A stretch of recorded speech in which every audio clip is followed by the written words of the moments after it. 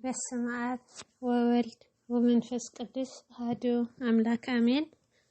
በስመ አብ ወወልድ ወመንፈስ ቅዱስ አሐዱ አምላክ አሜን። በስመ አብ ወወልድ ወመንፈስ ቅዱስ አሐዱ አምላክ አሜን። ሰላም ሰላም ናይ ዓለም ዩቲዩብ ቻናል ተኸታተልተይ ኩራት ሕዋቴ ከመይ ፀኒሕኩም? ሽምባር ብዝሓለፈ መጽሓፈ ምሳሌ ምዕራፍ 12-13 ሒዘልኩም ቀሪበ ነይረ።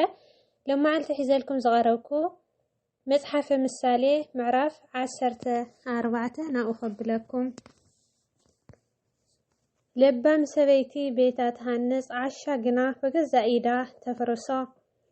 ብቕንዕናኡ ዝመላለስ ንእግዚአብሔር ይፈርሆ፣ መንገዱ ዝጐብጥ ግና የቕንዖ። ኣብ ዓሻ ሸበጥ ትዕቢት ኣሎ፣ ንጠቢባን ግና ከናፍሮም ይሕልዎም። ብዕራይ ዘይብሉ መብልዕ ማል ጥራይ እዩ፣ ብዙሕ ሲሳይ ግና ብሓይሊ ብዕራይ እዩ። እሙን ምስክር ኣይሕሱን፣ ሓሳዊ ምስክር ግና ሓሰት ይወሳእ።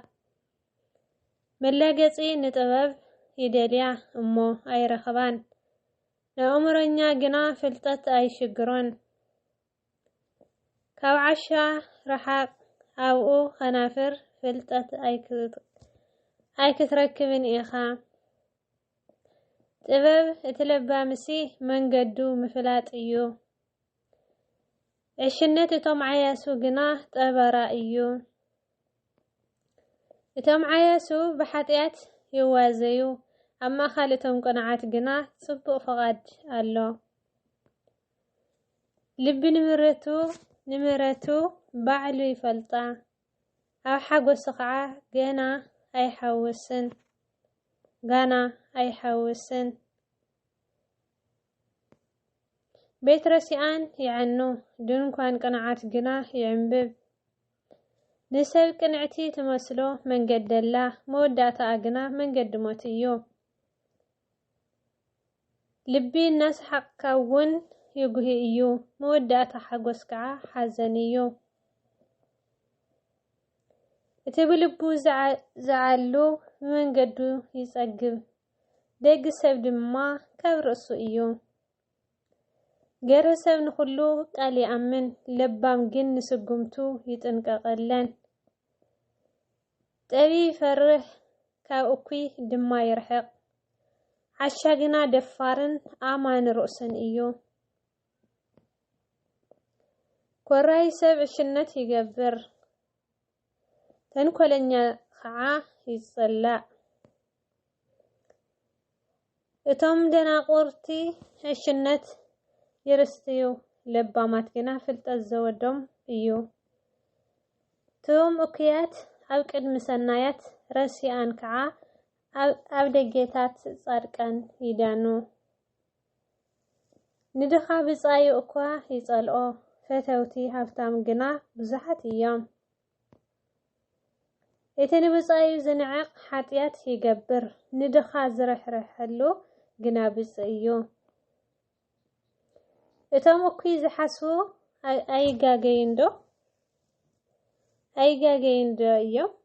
ምሕረትን ሓቅን ግና ነቶም ሰናይ ዝሓስቡ እዩ።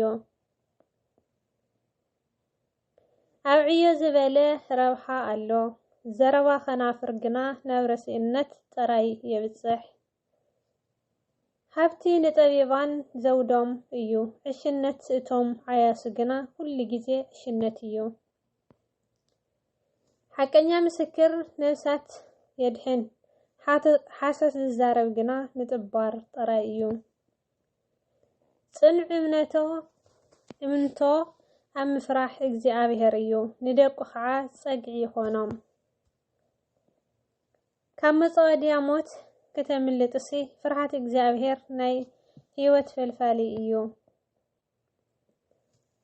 ምብዛሕ ህዝቢ ክብሪ ንጉስ እዩ፣ ምውሓድ ህዝቢ ግና ጥፍኣት መስፍን እዩ። እቲ ንኹራ ደንጓይ ብዙሕ ኣእምሮ ኣለዎ፣ ኮራይ ግና ዕሽነት ይገልጽ። ዓቃል ልቢ ንስጋ ህይወት እዩ፣ ቅንኢ ግና نعصمتي قنقاني إيو اتندخا زجقون نفطاريو يصرف نسون زرحرحلو جنا يخبرو رسي بأكيو يقمطل صادق جنا أموت أكوا صقع اللوا ጥበብ ኣብ ልቢ ኣእምሮኛ ተሓድር ኣብ ውሽጢ ዓያሱ ዘሎ ግና ይገለጽ ጽድቂ ንህዝቢ ልዑል የብሎ ሓጢያት ግና ውርዴት ህዝብታት እዩ ሞጎስ ንጉስ ንለባም ገሊያ እዩ ቁጣዓኡ ግና ነቲ ዘነውር እዩ ብተወሳኺ مصحف ምሳሌ ምዕራፍ 15 لؤم ملاش نقطعه يهدأ ترير قال جنا خورا يلعل لسان طبيبان فلطت ينطبطب أفعى سجنا عشنتي فلفل عينتي እግዚአብሔር ኣብ ኩሉ ስፍራ እየን ንእኩያት ንሰናያት ከዓ ይቆመታኦም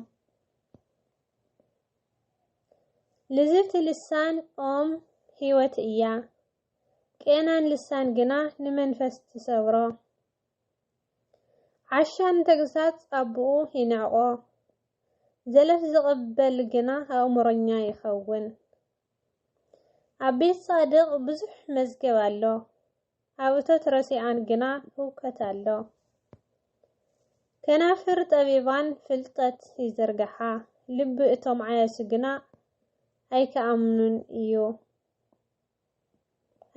إيو مسوات رسيان أو كلمة እግዚአብሔር فنفنيو صلت قناعات جنا باهي ولا እግዚአብሔር نمنجد رسيان يفنفنام صدق نزل صعب جنا يفقرو منجد نزل حدك برتع موضعتي يوردو تكساد زصلق كعا يموت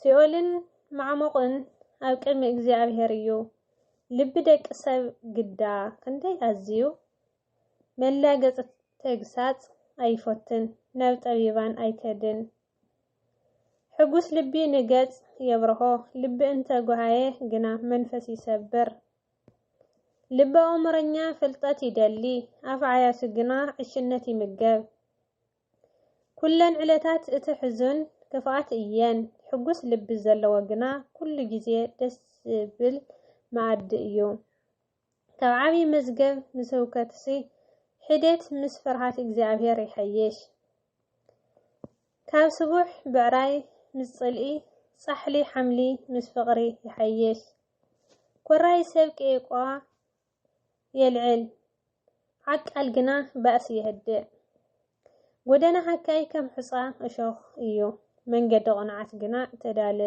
تدلدلت إياه طبعاً ولد نبؤه يحقصه عشا سبقنا ولاديتو ينعغا الشنتنا تلبي زي بلو سبدا استعيو لبام جنا تخيلو يخيد عفت مخرج زي بلو هيك آنتات كانتو يخون عفت مخارتي زبازحوه جنا يصنع سب ملاش عف يحقوس وبجزء ززارب قال كندي صبغيو لبام سب كابتي أو تحتي زلو سيول كرح قصي من قد هيوت نابلع علي تمرحو زابهر نبيت عبيات يمحوا ندب ملبت مبلت جنا يقوما وكي حسابات أو زابهر فرنفون إيو لون قالت جنا أو كدميو نصحيو اترابحا زهرف نبيتو يهوخا ممالجا زصلق جنا هيوت